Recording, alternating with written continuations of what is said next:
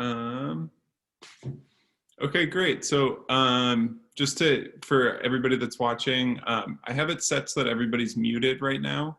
But if you have any questions, feel free to write in throughout. And Anders and I will read off any questions that people write in for Julie, who's our guest today. So thanks a lot for joining us, Julie, who's in Toronto. Where maybe you're Nice. Yeah, thanks for having me. Yeah. So what do you want to talk about? Yeah. Well, I think we'd love to maybe just start with like a little overview tour. of the studio. Yeah. Okay. So, so here comes the finger. I'm gonna turn it around. Let's see, there we go. So, this space, it's apparently 400 rentable square feet. So when you first open my door, it looks like a broom closet because there's just a bunch of junk in the hallway, which is great because a lot of tourists are in this neighborhood, so they'll just open doors freely. So they generally, I hear the door open and then I hear a little gasp and then the door closes. But I think it's because of this kiln, this monster kiln, especially when it's on. It's so old. There's so much space between the lid and the body of the kiln that it's just this glowing, hot beast. Right now, the electric panel, it's off, so don't worry about that foam on top of the kiln. There's my little baby kiln. I bought this when I was in Philly. It's a little doll kiln, an L&L, and I love it. When things are going, I fire it like, I want to say like five days a week. Oh, wow. And then this is like a medium round that I got secondhand. It's great because this one's digital, whereas the big one is manual and it's a pain in the butt, to fire, and it's old and it smells when it's firing, even though I have this like janky vent system set up that I installed myself. Thank you. How long have you been in this studio? Pardon me? How long have you been in this space? 4 years. Okay. Yeah, 4 years, because I left Philly just before the election happened. And so yeah, it's been almost 4 years. Wow. And so I used to share the space with someone, and then she moved out, and she was the perfect studio mate because she was never here. She had a full-time job as a doctor. So when she left, I just took it over, and then I just started teaching classes in the space. So it's tiny, but I can fit probably like 5 people in here.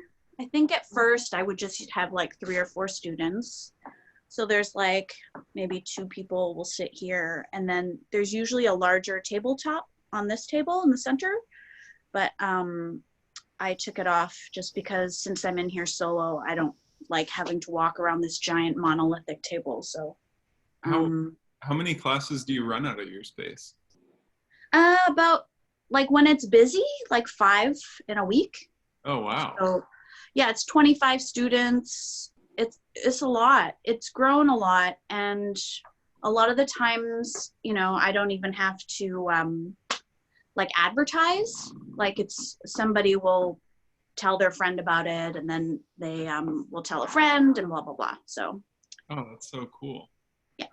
So, and it's really awesome because I can really just spend a lot of time by myself working, and the classes are great because it gets me to be more social and engaged with people. And for the most part, everyone that signed up for it is like creative or has a really good understanding about like the arts and crafts and just stuff. So it's always like a really cool group of people. So yeah, it feels really special. Yeah. Dustin Yeager, who teaches at BKLYN CLAY, but also I think occasionally does stuff out of his own studio. Yeah. Curious how you wrote in and asked if you offer open studio access to people. No. Yeah. I have to set boundaries because I feel like the reason why I started teaching the classes was to kind of like just help subsidize my income. Hi, Dustin. And I mean, it's turned into something that's been so wonderful for me. Like, I was kind of surprised how much I enjoyed it, and enjoyed like being around students and kind of using, just like being inspired by them. But yeah, there's just not enough time for my own practice. So when I, you know, when I have my own time, I really try to take advantage of it. But I also do so many other things, you know, like I do fabrication projects for a local company, and you know, sometimes that can eat up a lot of my space as well. So I'm just always kind of like prioritizing money making sort of opportunities for, you know, my own practice a lot of the time. So What it's kind kind of, of a blessing right now in some way to have this quiet time. yeah. Yeah, what kind of fabrication projects do you do? So there's a woman that I know, she has like, she's like an art consultant, and she works on a lot of like hotel projects. Okay. So she'll often come up with the designs, and then she'll just ask me, is this doable in ceramics? And then, you know, we'll go through like a sampling process, and then just whatever it is, whether it's like some sculptural thing that, you know, gets assembled on site or whatever. So it's kind of interesting. Like sometimes it's kind of fun figuring out, you know, how to make something happen. But like there's often so many times where like things just go wrong, and you think it's like the simplest thing, but then half of it just like cracks and warps in the kiln, or, you know, Yeah. But ceramics. uh, your your work, like some of it is pretty like simple. You can like really easily understand how it's built, but some of them Yeah. from that last show that you had out in Toronto that I saw images of, and the piece that I posted to my story, like that had a lot going on with it. So I feel like you're used to dealing with a lot of problem solving with ceramics already. Yeah, I feel like I have a lot of losses, Yeah. you know, and I think sometimes I'm a little bit like a, not quite a bull in a china shop, but I can be pretty careless sometimes, you know, like even, you know, in my studio, I have all, you know, all these pieces, like that piece that, sorry, that you saw, that you posted in your stories. So it's kind of like these slabby bits, you know, that get attached to other forms. Yeah. But, you know, so hold on.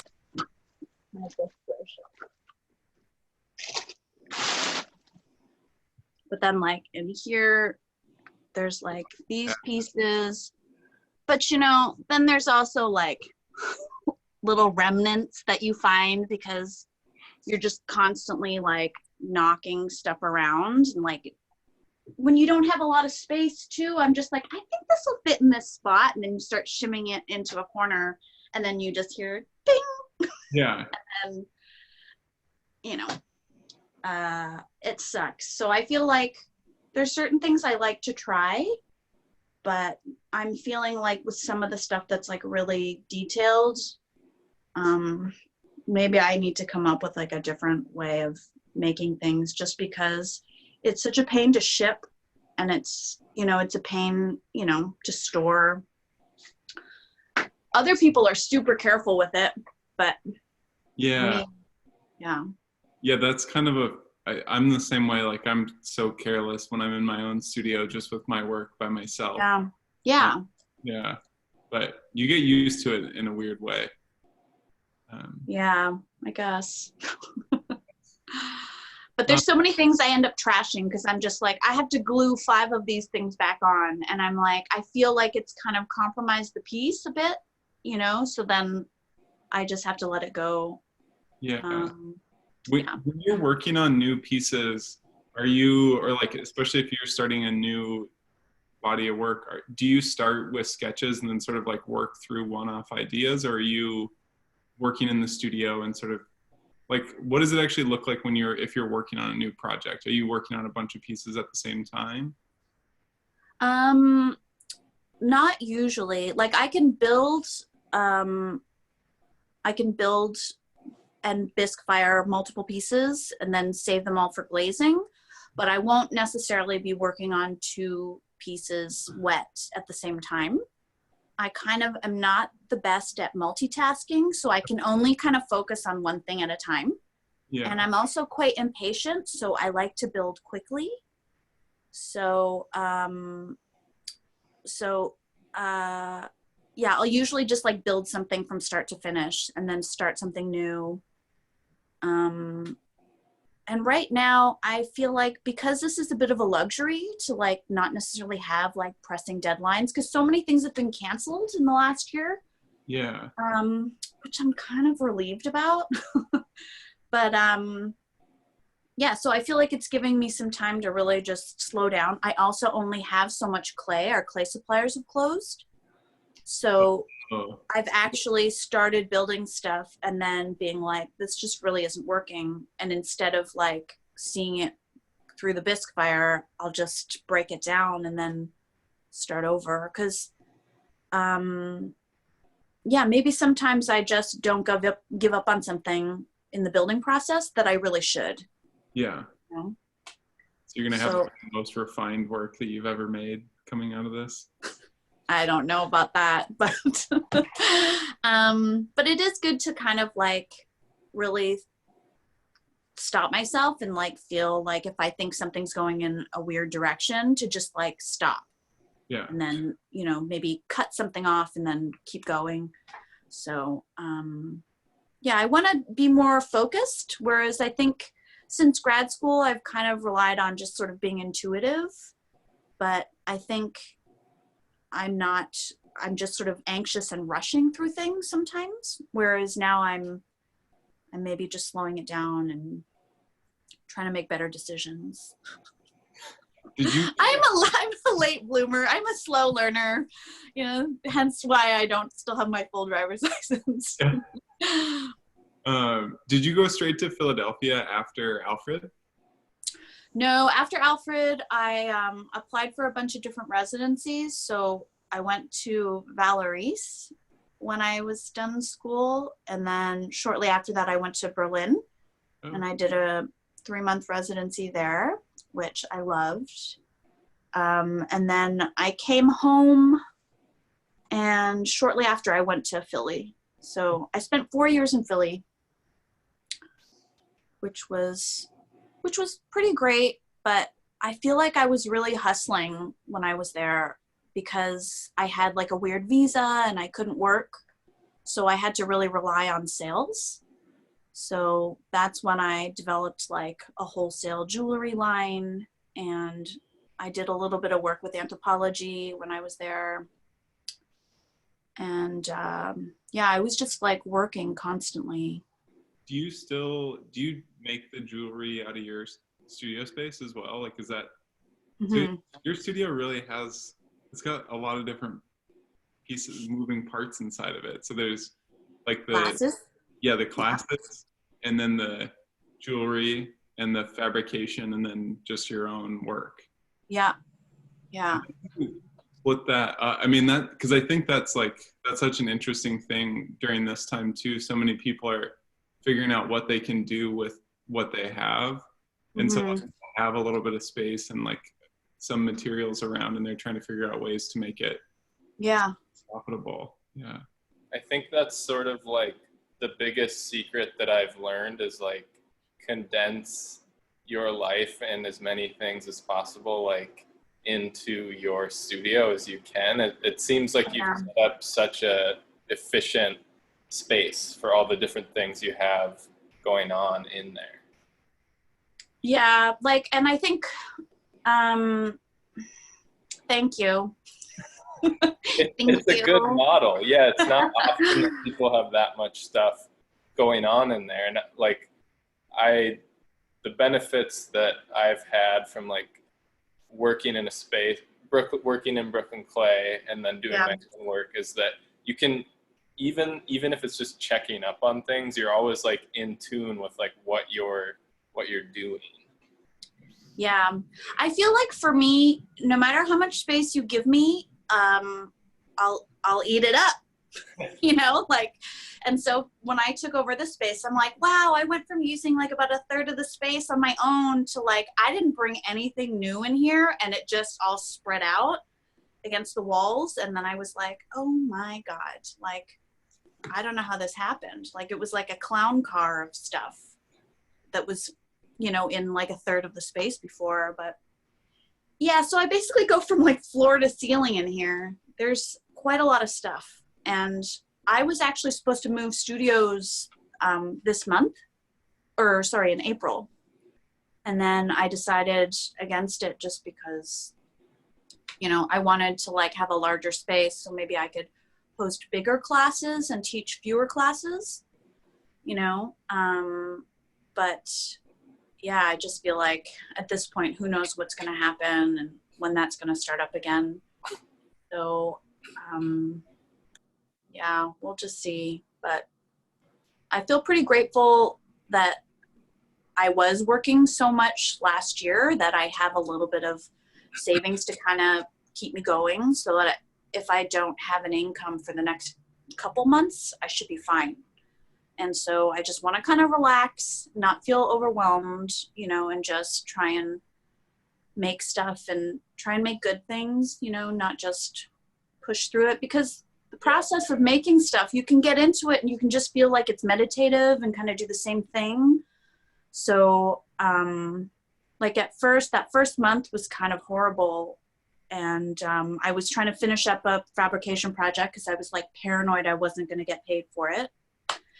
But luckily that all went out. And then I just started making like some bowls for my apartment and started drawing at home and cooking and eating constantly. Yeah. And then like being so nervous that I'm not going to make it to the liquor store or that they're going to close, you know, because all of it's government regulated here. But yeah, but I feel like, you know, now I'm like, I think I'll be okay. It's when I go to the grocery store that I start to freak out, because the shelves are bare and you can't get flour, and it's just so insane, really. But yeah, we were talking with somebody else who they were talking about how like nice of a time this is if you're able to like focus and not be overwhelmed by everything that's happening. Yeah. But it's such a like weird, like she just kept saying, I wish it was under better circumstances, but like on days when I'm able to like really focus, you can get a lot done. Because I'm kind of in the same boat where like every day is sort of a different story. Right. And Sunday I really got after it, but most of this week I've just been refreshing the news. Yeah. And, yeah. But oh God, yeah. So I feel like, you know, a year ago I would have been so screwed. Yeah. Like I would have been like, oh my God, I gotta move back into my mom's house. Like, I don't know. I don't know. And I feel like there's so many people I know who are kind of in that situation, but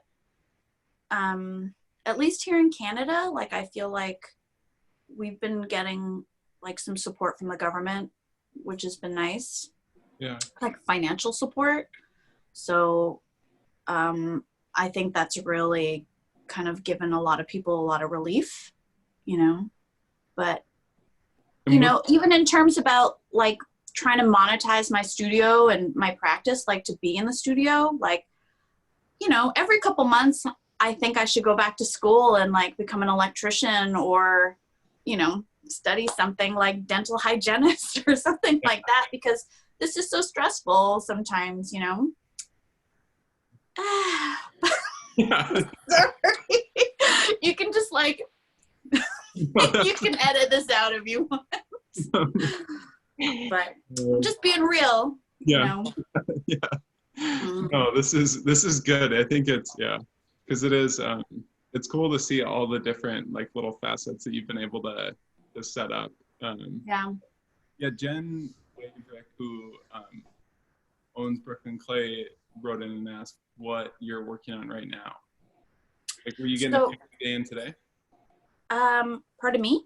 Were you getting the day just in the studio today, or what were you?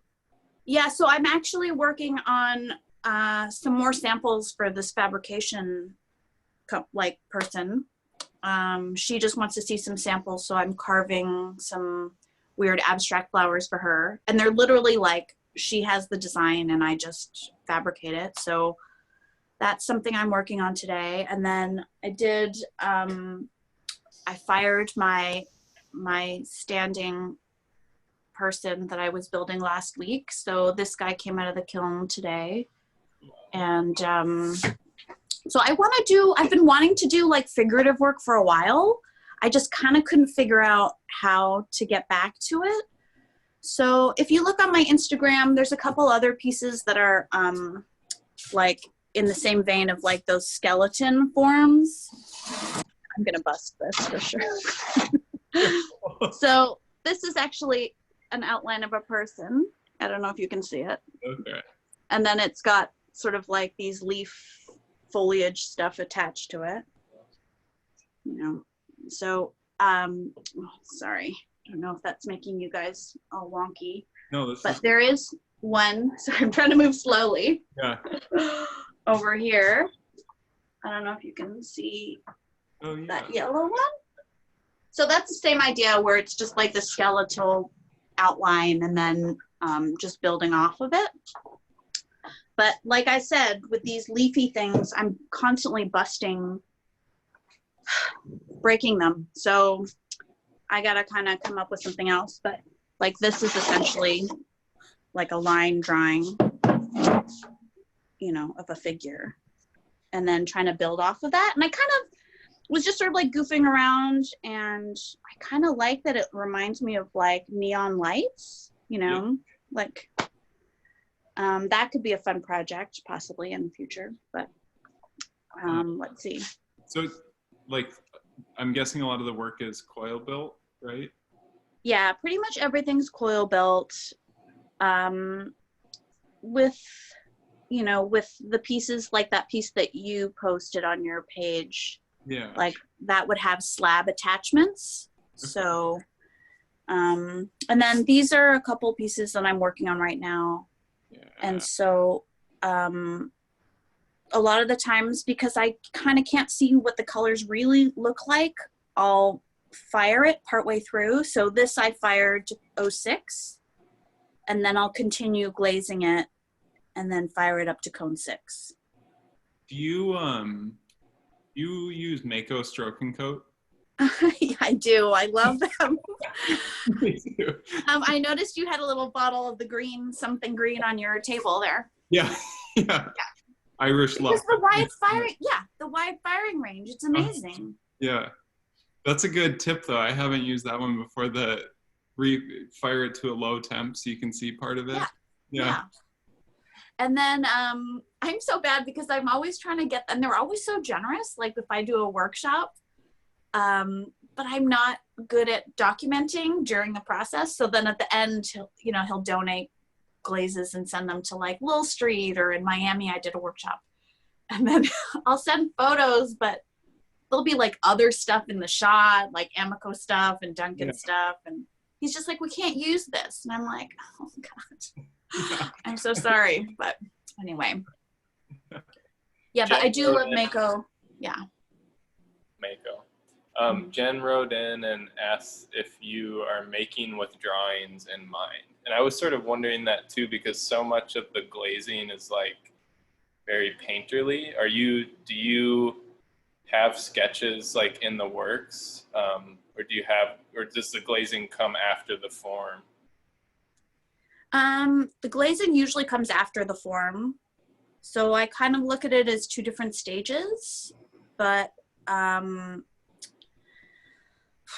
I feel like nowadays I have so many things that I save in my phone, like screenshots of things, like if I just see color combinations, and I actually don't even feel like my stuff is that painterly, but more because I think a lot of the stuff that I use with the glazing is like representational. It's usually just like patterning or like floral motifs. Or slightly abstracted or graphic kind of looking things that doesn't really feel like paint, especially the way that like I tend to glaze is very like sectioned, like a coloring book, you know? Yeah. But I wish, and I always talk about when I'm in, you know, grant writing applications, how I don't want my surfaces to be so labored, you know, but I kind of can't help it. I'm just maybe a little bit uptight and I just can't quite let the glaze just do its thing, you know? Yeah. But I guess testing would be helpful for that, you know? Yeah. Yeah, I do the same thing where I just have like weird little bits of screenshots, so many screenshots on my phone, Yeah. little patterns that I like. Yeah. Yeah. What's the stuff that's like behind you up on that top shelf? Is that older work of yours up there? Oh yeah. So let's see. Yeah. So, yeah, this is all kind of older stuff. Some of it's, like this pink vase was supposed to go to Nsika for an Ikebana show, but it's here. And then I do like to make pots, and I feel like with my classes, I tend to make a lot of pots, but I actually feel like I gotta just let it go. I'm not the best potter. So, and some of these are not mine, obviously. There's like a sutural in there, but these are just like examples of things that like other students can do, you know, like sgraffito, and here's a Molly Hatch mug, and Oh, nice. there's like an underglazed skull cup. I don't remember his name, but I got it when I was at Anderson Ranch. Anyway, yeah, and this is my glaze kitchen here. Nice.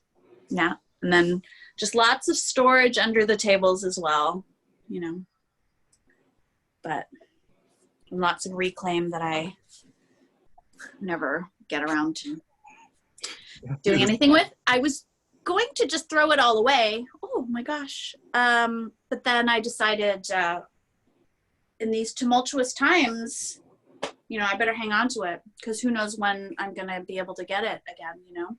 Yeah. Yeah, that's serious. Mm-hmm.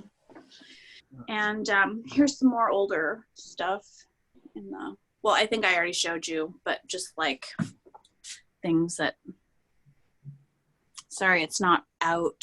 No, it's so fun being able to just like pop into people's studios like this. Mm-hmm.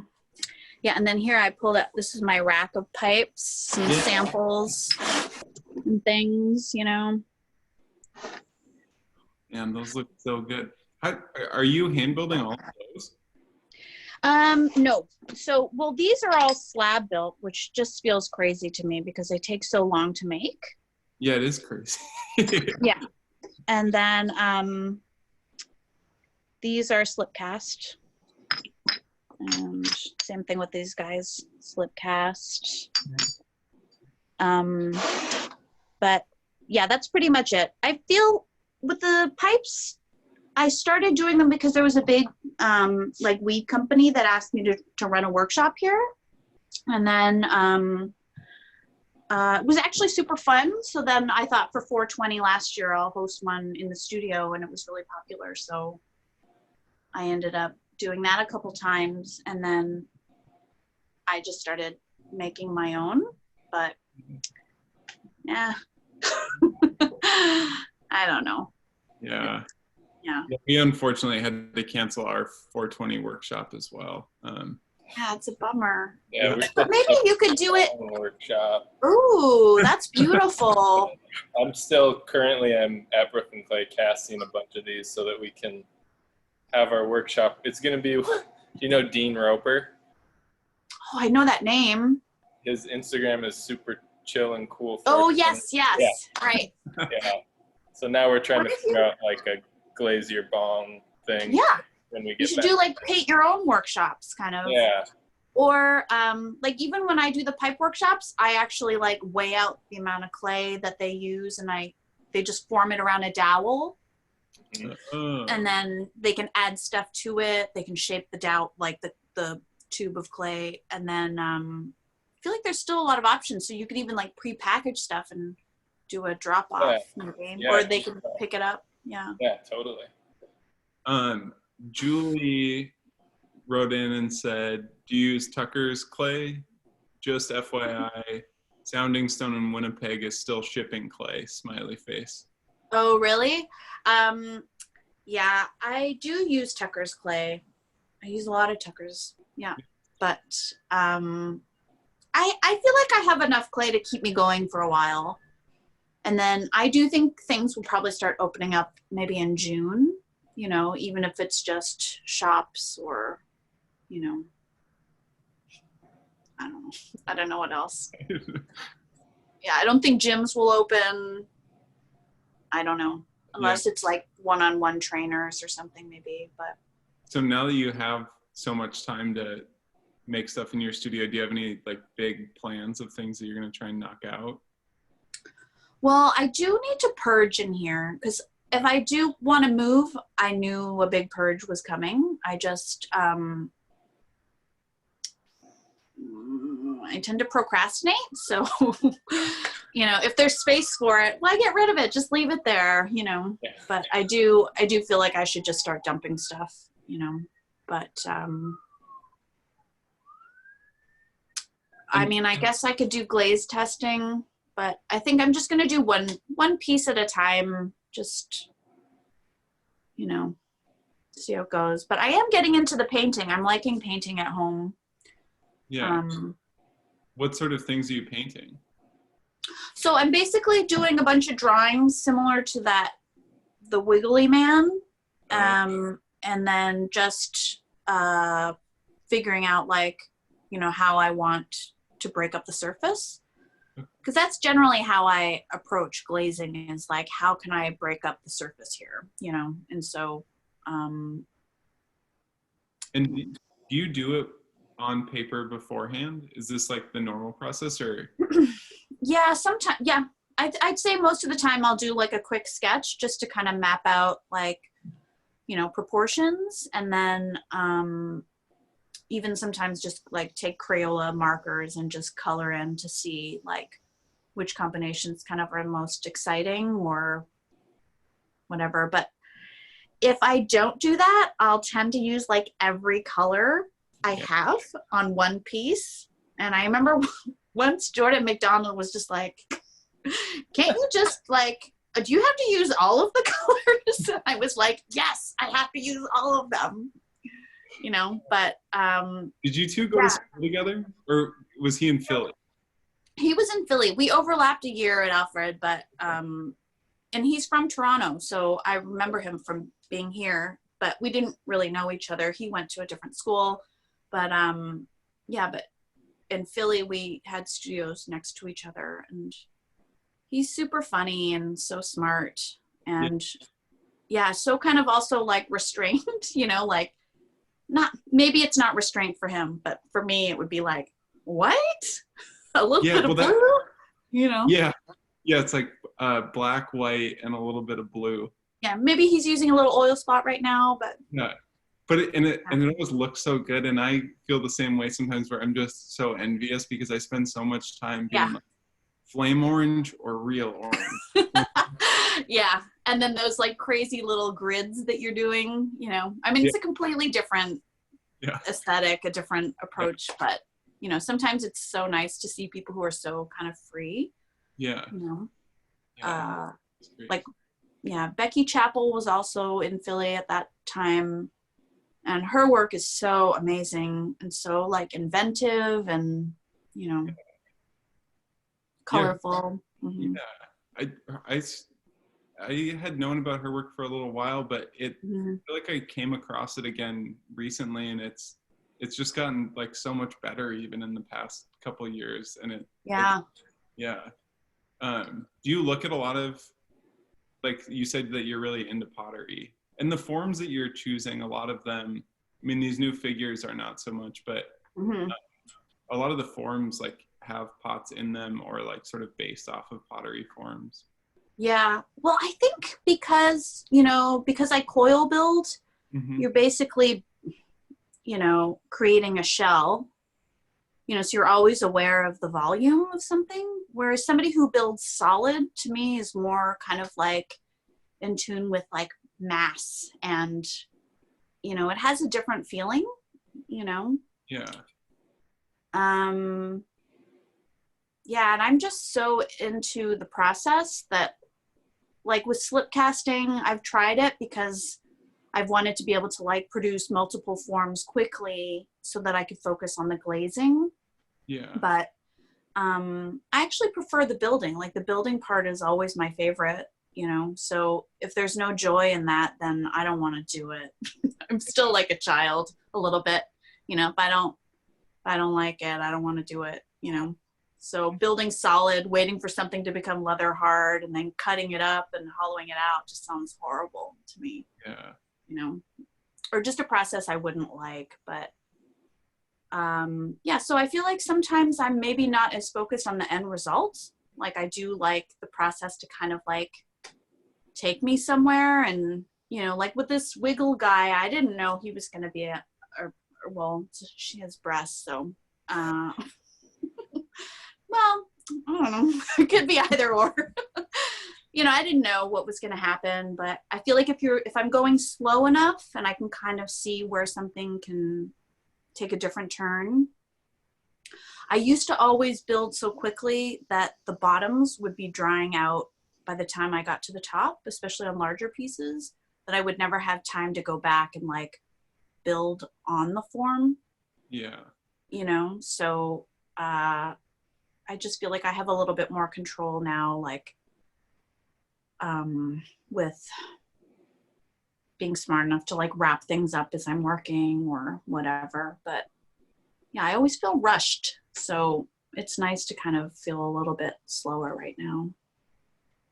But, you know. Cool. Yeah. Do you guys have any other questions? No, I feel like, yeah. Well, I'm just excited that I finally got to talk to you too. I wanted to come up and see that show in Toronto so badly. Oh, that's so nice. Good one. Yeah, anytime you guys are in Toronto, yeah. or want to come visit, you're not allergic to cats, Yeah. you know? Yeah, come visit us in Brooklyn at some point. Yeah, hopefully soon.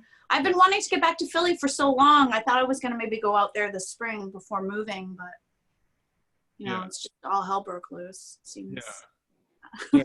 Come do a trip through and stop by and see us on the way. Yeah, I would love to. Yeah. Cool. Well, thank you so much, Julie. This was really great. Yeah, it was fun. Nice to see you guys. Nice to meet you. Julie. Yeah, take care. Wash your hands. Yeah. Okay. All right. Bye. Bye.